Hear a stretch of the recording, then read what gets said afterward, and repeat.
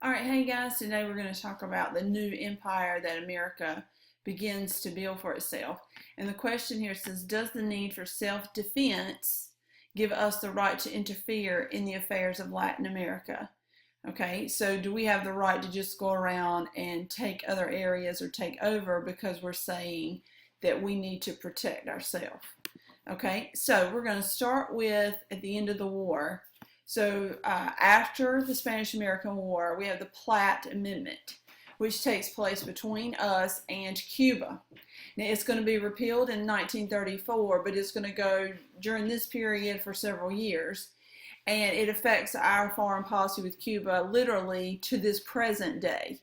So it says Cuba cannot make a treaty with another nation, giving away its independence, all right, because we don't want them tied to any other country. We want to be kind of controlling them behind the scenes. Two, Cuba had to allow us to buy a Navy base there. So we're going to buy some land and we're going to build a naval base there in Cuba. And it is called Guantanamo Bay. If you've heard that in the news, President Obama claimed he was going to close Guantanamo Bay. It's where we're putting a lot of terrorists from Afghanistan after 9/11, during our war in Afghanistan. We call it Gitmo for short, Guantanamo Bay. I would write that there. We to this day do have it still. Obama was not able to close it. Three, Cuba would not build up any kind of public debt. We didn't want them needing to borrow money from other countries because then they're kind of a slave to that country. We wanted to control that. And it says the U.S. has the right to intervene in Cuba to protect and keep order. So it gives us the right to kind of control what's going on inside of Cuba. Again, remember, this is done away with in 34, except for the Navy base that we still have. So we're controlling Cuba at this point. What should we do with the Philippines? Remember, the whole idea that the Spanish had taken over the Philippines, then we win against the Spanish in the Philippines means we now have the Philippines. So what happens there is kind of unusual. Emilio Aguinaldo, who I have a picture of here, it shows him here. He is actually going to lead a fight against us when he originally helped us defeat the Spanish in the Philippines. Now he is going to say, I'm tired of even these Americans being here in my country. So it says the Philippine people are not happy about us being there and annexing their country. So they start a war with us, which you may have never heard of, called the Philippine-American War for their freedom. It lasts 3 years. Aguinaldo is captured. The war ends, of course, in our victory. We officially now have the Philippines without any kind of dispute. But then in 1946, we eventually grant full independence to the Philippines. Today, obviously, we do not control them or own them, but we do for a long time after the Spanish-American War. Then you have China. So China is going to have this sphere of influence, the idea that they have these territories that they would lease to another country. So they're going to carve up their part of their land and give folks an opportunity to come in, pay money, and take natural resources out. You notice we have Russia up here, Japan, Germany, Britain, France, but no USA. So we are feeling left out, like the kid not invited to the playground, because all these kids are getting to play and take things out of China, and we're not invited. So China has these spheres of influence over these countries by allowing them to come in. And they're like Russia, for example, they're like Russia go in and develop areas. We worried about that. And so we get, President McKinley, get Secretary of State John Hay to support what's called the open door policy. Meaning literally, let's swing the doors open in China and any country can come in and be allowed to trade in China. And so America is allowed in with the open door policy. That means we also bring in Christian missionaries who are going to witness to folks in China and spread the gospel. And many of the Chinese people do not like this. And they start saying, you know, these are foreign devils and they're coming in. They become known as the Boxers. So the Boxer Rebellion is led by Chinese troops and they kill over 200 foreigners So Colby's going to show you that now. Ah! He's going to beat on his boxing glove. Okay, so the boxers are going to come in and they're going to say, we're going to kill all these Americans. Imagine I was the American. So the boxers kill all the Americans. They don't actually box, okay, but we thought that would be a good analogy. So then they even killed Germany's ambassador to China. And with that, 8 nations declare war on China. So 8 nations say, no, we're not, you kill an ambassador, even if it's not to our country, to Germany, and we're not playing with that. That could have been our ambassador. So all of those nations declare war on China. Interestingly, of course, they win and decide not to break China up into colonies. Now, I have another picture of that. Well, here's Open Door. If it'll open there. So you see the idea, let's open this up to all countries. China's always depicted as the sleeping dragon. Here you have Russia always as the bear.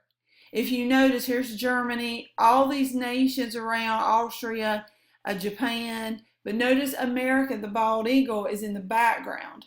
So we want it in through that open door, and we get that. We get in. Here is Boxer Rebellion picture I thought I would show you, and basically you see the Chinese guys about to jump on all of these folks that have come in to carve up his country. And anyway, interestingly, they do not break China up into colonies. That affects our world today, because today China is one country and owns so much of our debt. And that might have been different had we broken them up into pieces, but we don't. Okay, next is Roosevelt's diplomacy. So McKinley wins re-election in 1901 and then is assassinated by an anarchist, remember, someone anti-government. So he's murdered, basically. His vice president, immediately from civics becomes president. So Theodore Roosevelt was VP. He becomes the 26th president upon McKinley's assassination. He's very young, 42 years old for a president, a Republican, and a war hero. A strong advocate for military, okay, he had once been the Secretary of Navy. He's a big advocate of the military. It says here, he believed if America's presence is throughout the world, nations would think twice about messing with us. So if we're everywhere and we're scary looking, then, they'll be afraid to kind of tackle us. And his motto was speak softly and carry a big stick. I want to show you this picture. Here he is in the background. It says, speak softly, carry a big stick, you will go far. In other words, we'll be like the bully. So we'll walk around the playground with a big stick, and if someone threatens us, then we will take them out. Okay, Carter and I are going to show you that real quick, and then I'll show you a picture. So I would be maybe Panama, which we'll talk about a little bit. So I'll be Panama, and he's going to show up being USA. And Roosevelt would say, if you have a problem with Panama, if Panama's not doing what USA says, then USA will beat Panama up with his stick. So the thinking is, I would be so afraid seeing America coming with that stick that I'd be less likely to do anything against America. Okay, so this is big stick philosophy. Notice, get on the screen, USA. This is USA with the big stick. Okay. So he's going to say we should carry a big stick, be a bully, scare people, okay? So I want to show you something else here, which is a really cool showing Roosevelt as the world's policeman, a constable. So as a world's policeman, and he's throwing around this big stick, new diplomacy, this thinking that, I'm in charge as America. Notice the Capitol in the background, and look how big he looks in the cartoon. And notice all these poor indigent people in South America and Latin America, like in Panama, where, they're being told, you got to do what we say and you got to do it right now or we're going to beat you up. So a lot of them would. Also notice it shows Europe, who is like handing things over to America because they too realize America has become this major superpower and we got to be friendly with them. Okay, so that was his big stick philosophy, like a bully. It says on that note, he also wanted to build a canal. So he thought, hey, I'll build this canal on the Isthmus of Panama, and I will control the trade. And so America will get money every time a boat comes through. We will charge them to go through that canal to pay back off the canal building, and then to make a profit for America. So he kind of thinks, hey, we'll just cut a canal through the Isthmus of Panama. We're not going to ask Panama. We're just going to, go down there and do it. But the problem was Colombia owned that land. And owned a lot of the territory in Panama, actually. So with that, let me show you this map. So here is Panama, and we want to build this little canal right here, which is not really little in real life, but on the map.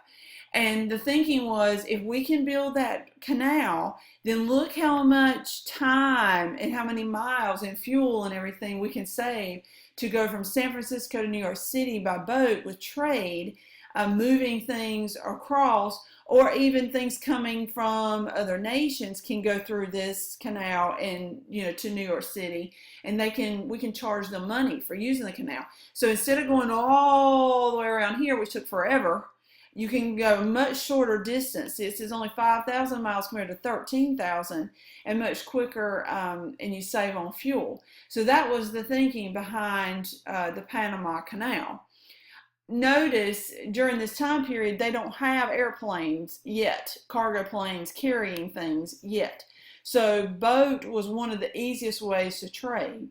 Okay, so he's going to say, let's do this. Let's build this canal. I also have this to show you, which shows how, literally how large it was. It's going to literally cut through the whole country. So this was a massive undertaking on our part. And here is an actual primary source, the actual picture of the digging of the canal. And you see just how humongous this was. If you're going to allow huge ships to come through, you got to dig all the way down, like you're digging to China, so to speak. So you got to dig a lot, and a lot of this was by hand. Not too much machine power at that time, some, but not like at all, like you'd have today. So Roosevelt's going to go about this, but Colombia stands in the way, right? I said they kind of control this territory. So Roosevelt says, okay, I'll just fund and send weapons to Panama to defeat Colombia, which is totally illegal. And that's what he does. And back to that, let me show you, I'll show you this one again. This one, Colombia's here, but they had moved into this territory, so the thinking was, let's just fund a revolt in Panama against Colombia by the United States to get what we want, and that's what he does. It takes 10 years to build that canal. With all that digging, it says a lot of Americans lose their lives down there to disease, because there's so much tropical, like malaria and diseases down there, but it shortens the distance 8,000 nautical miles. Roosevelt says, hey, I'm justified in what I did. He adds on to that the Roosevelt corollary. Before I do that, let me show you a picture of the canal today, just to prove that it still works and functions. Here's the canal today. It was turned over back to Panama in the year 2000. So we had it for almost a century, almost, making money off of it. So Roosevelt corollary is so important. And it's going to say this. It builds on the Monroe Doctrine. See it right here, Monroe Doctrine. If you remember, we did Monroe Doctrine in American One.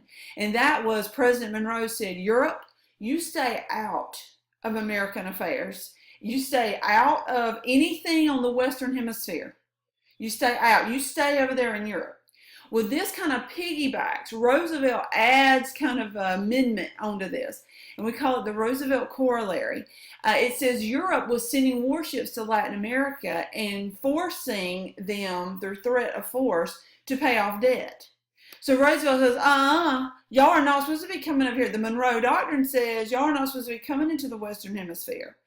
And I'll show you that map again of Panama. What I'm saying here is, over here's Europe, and he's saying, y'all ain't supposed to be coming over here. This is all Western Hemisphere territory. Monroe Doctrine says you aren't supposed to do that.